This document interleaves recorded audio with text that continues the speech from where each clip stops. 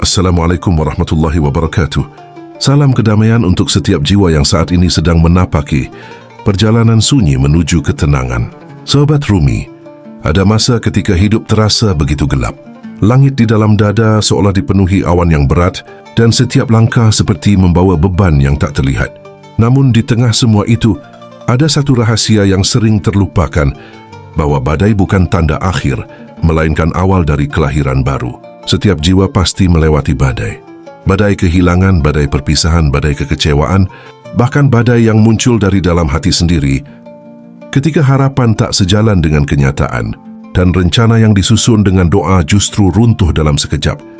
Namun di balik setiap badai, ada sesuatu yang lebih lembut dari angin, lebih dalam dari hujan, dan lebih kuat dari petir, yakni rahmat Allah yang tengah bekerja dalam diam.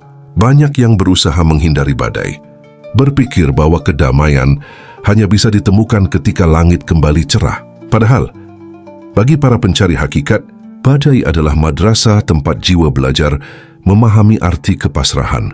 Ketenangan sejati bukan berarti tidak ada angin yang mengguncang, melainkan ketika batin tetap teduh, meski angin itu datang silih berganti. Rumi pernah menulis, "Jangan mengira angin datang untuk menjatuhkanmu. Barangkali ia datang untuk menyingkirkan debu dari sayapmu." Begitulah badai bekerja. Ia datang tidak untuk menghancurkan, tetapi untuk menghapus lapisan ego, keinginan dan keterikatan yang selama ini menutupi cahaya kesadaran. Ketika hati masih berpegang pada kendali, badai terasa menyakitkan. Namun ketika kesadaran mulai melepas, badai justru berubah menjadi zikir yang menyucikan. Di titik itulah lahir tawa yang tidak berasal dari bahagia, melainkan dari penerimaan. Tawa yang tidak menertawakan penderitaan, tetapi menandakan bahwa jiwa telah berdamai dengan segala kemungkinan. Tawa di tengah badai bukan tanda kelemahan, melainkan simbol tertingginya kekuatan spiritual. Saat batin sudah tidak lagi dikuasai oleh rasa takut, tidak takut kehilangan, tidak takut masa depan, karena telah yakin bahwa setiap gelombang pun bergerak di bawah izin dan kehendak Allah. Puncak spiritual bukan ketika bisa menenangkan badai, melainkan ketika bisa menemukan keheningan di tengah gemuruhnya. Saat air mata dan tawa bisa hadir bersamaan dan hati tetap sujud, meski dunia terasa tak berpihak. Sebab di sanalah rahasia kedewasaan batin disingkapkan. Di saat segala hal di luar tampak tak terkendali, namun di dalam hadir rasa damai yang tak bisa dijelaskan. Rasa yang tidak bergantung pada keadaan, tapi bersumber dari keyakinan bahwa tidak ada satu pun badai yang datang tanpa izin kasih Allah. Maka ketika tawa lahir di tengah badai, itulah tanda jiwa telah sampai pada puncaknya. Tidak lagi melawan, tidak lagi bertanya mengapa, melainkan hanya tunduk dan menemukan keindahan di setiap takdir. Setiap badai membawa pesan yang berbeda, namun semua mengajarkan hal yang sama. Tidak ada kekuatan sejati tanpa keikhlasan. Manusia belajar banyak hal dari kesenangan, tetapi kedalaman jiwa hanya tumbuh dari kesedihan yang diterima dengan sabar. Badai adalah guru yang keras namun penuh kasih. Ia mengajarkan arti kehilangan agar hati tidak terlalu bergantung pada dunia dan mengajarkan makna penantian agar jiwa belajar berserah sepenuhnya kepada Allah. Tidak ada yang bisa melunakkan hati sekeras batu kecuali air hujan dari badai ujian. Sebab hanya ketika ego retak, cahaya dari dalam bisa memancar keluar. Para sufi selalu melihat badai bukan sebagai ancaman, melainkan sebagai cermin yang memantulkan isi hati yang sebenarnya. Ketika amarah muncul, ketika keluh kesah mendominasi, disitulah tampak bahwa masih ada bagian dari diri yang belum sepenuhnya pasrah pada kehendaknya.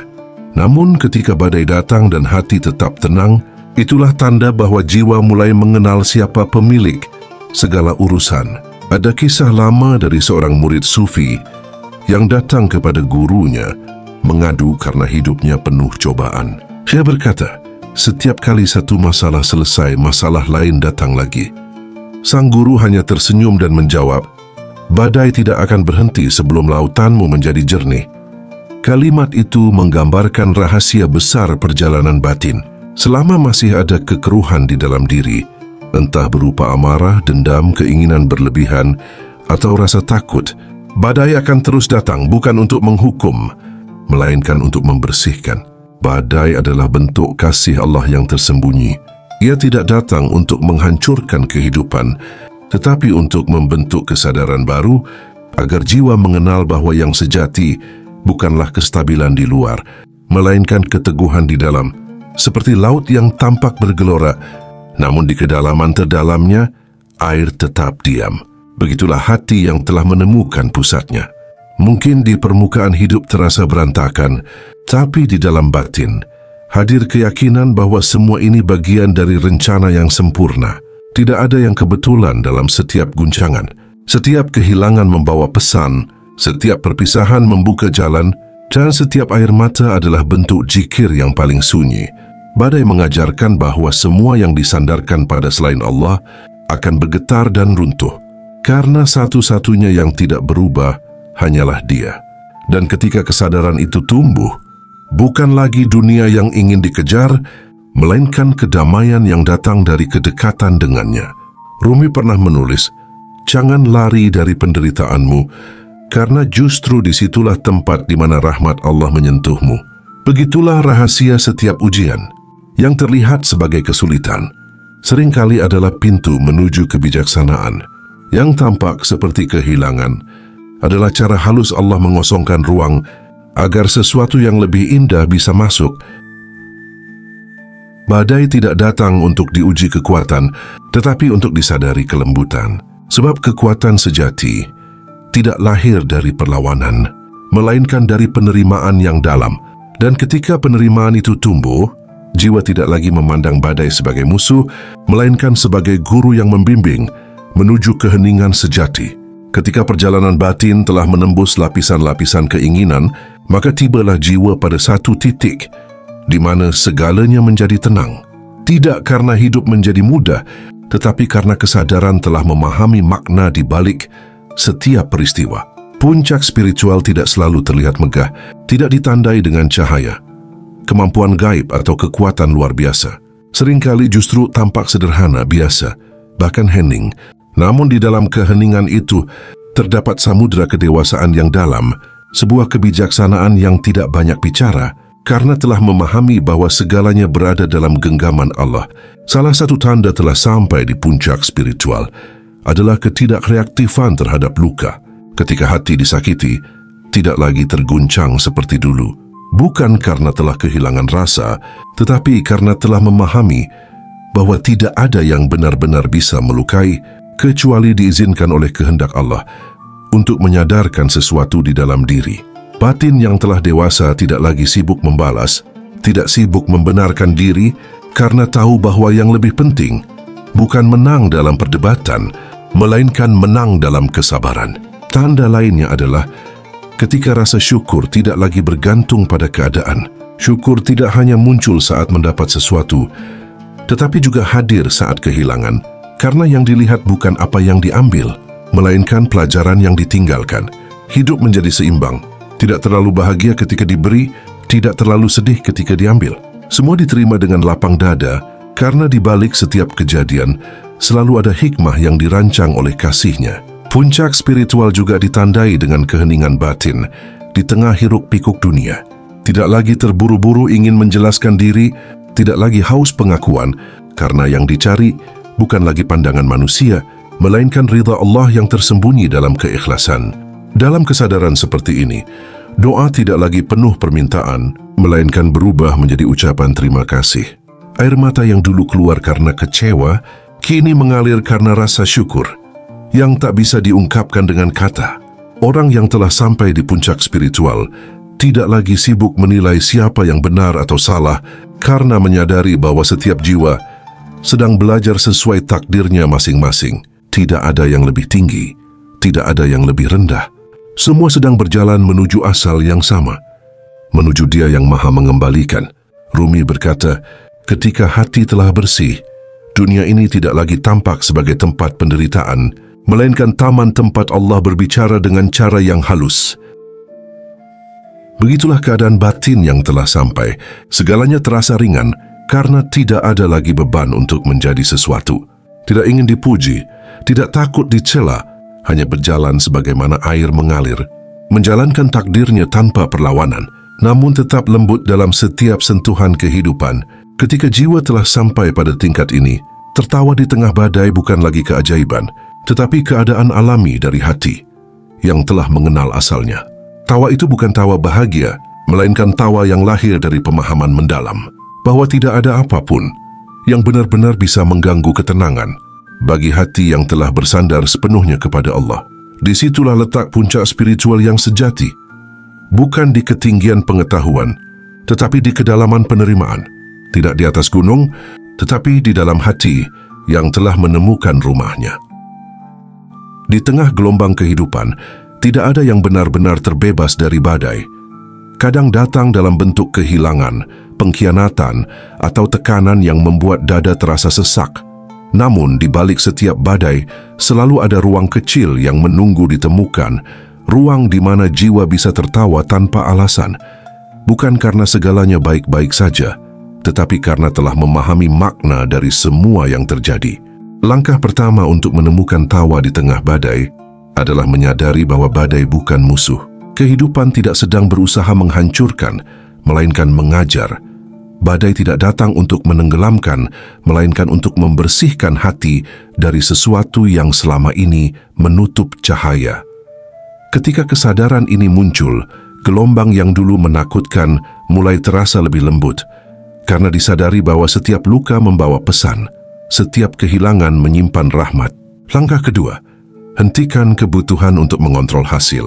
Seringkali penderitaan bukan berasal dari peristiwa, melainkan dari keinginan untuk memaksakan arah angin. Semakin ingin segalanya berjalan sesuai kehendak, semakin besar penderitaan yang dirasakan. Padahal, ada ketenangan yang luar biasa ketika berhenti melawan arus dan membiarkan kehidupan mengalir sebagaimana adanya. Dalam kepasrahan yang total, tawa mulai muncul bukan sebagai pelarian, tetapi sebagai tanda penerimaan yang dalam. Langkah ketiga, hadapi perasaan tanpa menghakimi. Kesedihan, kemarahan, dan ketakutan tidak perlu diusir. Mereka hanya ingin dilihat, didengar, dan dipeluk dalam keheningan. Saat semua emosi diterima tanpa label baik atau buruk, hati menjadi lapang.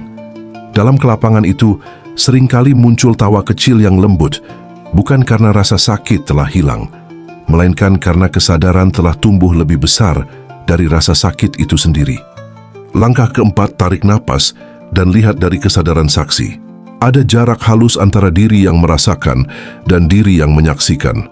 Saat kesadaran naik ke titik pandang saksi, badai tetap berputar, tetapi tidak lagi menyeret ke dalam pusaran.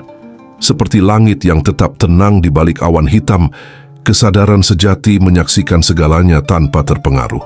Dari ruang itu, tawa yang muncul bukan karena dunia sempurna, tetapi karena menyadari bahwa segalanya hanya tarian yang sementara. Dan langkah terakhir, temukan keindahan kecil bahkan di tengah kekacauan. Kadang itu hanyalah cahaya pagi yang lembut menembus jendela, aroma tanah setelah hujan, atau senyum orang asing di jalan. Keindahan kecil seperti itu menjadi jangkar bagi hati yang hampir tenggelam. Saat keindahan kecil itu disadari, tawa datang seperti hadiah. Tawa yang lahir dari rasa syukur sederhana bahwa hidup, meski tak sempurna, tetap indah untuk dijalani. Ketenangan sejati bukanlah keadaan tanpa masalah, melainkan kemampuan untuk tetap damai di tengah segala kemungkinan. Di titik ini, hidup tidak lagi dilihat sebagai pertarungan, melainkan sebagai guru yang lembut. Setiap badai tidak lagi menakutkan, karena telah dipahami bahwa semuanya datang membawa hikmah. Inilah puncak spiritual yang sesungguhnya, ketika hati tidak lagi mudah diguncang, ketika tawa muncul bukan karena segalanya baik, tetapi karena kesadaran telah menemukan tempat berlabuh. Dunia bisa mengambil segalanya, harta, jabatan, bahkan orang yang dicintai. Namun satu hal yang tak bisa diambil dunia adalah ketenangan yang lahir dari penerimaan. Ketenangan itu tumbuh ketika tidak lagi berusaha mengendalikan arah angin, tetapi belajar menari di tengahnya. Dari sanalah muncul tawa yang lembut, tawa yang lahir dari jiwa yang mengenal arti pasrah, bukan menyerah, tetapi memahami bahwa setiap detik adalah bagian dari rencana yang indah. Jiwa yang telah mencapai kedewasaan ini tidak lagi mencari pembenaran, tidak pula mengutuk masa lalu. Ia hanya melihat kehidupan apa adanya, dengan senyum yang tulus, dan hati yang lapang. Jika pembahasan ini menyentuh jiwamu, tulis di kolom komentar. Aku siap belajar tertawa di tengah badai. Karena di saat tawa itu lahir, bukan dari kesenangan tapi dari pemahaman, disitulah ruh telah kembali mengenal dirinya, tenang, utuh, dan damai bersama kehidupan itu sendiri. Ketika kamu bisa tertawa di tengah badai, berarti kamu sudah tidak lagi hidup melawan kehidupan, tapi hidup bersama kehidupan itu sendiri. Wassalamualaikum warahmatullahi wabarakatuh.